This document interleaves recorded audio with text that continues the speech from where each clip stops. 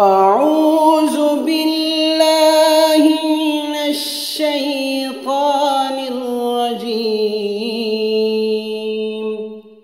بسم الله الرحمن الرحيم. سبحان الذي أسرى بعبده ليلا من المسجد الحرام إلى المسجد الأقصى الذي باركنا حوله لنريه من آياتنا إنه هو السميع البصير. وآتينا موسى الكتاب وجعلناه هدى لبني إسرائيل ألا تتخذوا من دوني وكيلا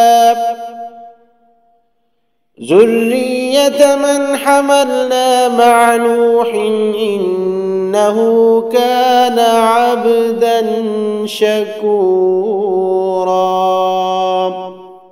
سبحان الذي أسرى بعبده ليلا من المسجد الحرام إلى المسجد الأقصى الذي باركنا حوله لنريه من آياتنا إنه هو السميع البصير. وآتينا موسى الكتاب وجعلناه هدى لبني إسرائيل ألا تتخذوا من دوني وكيلا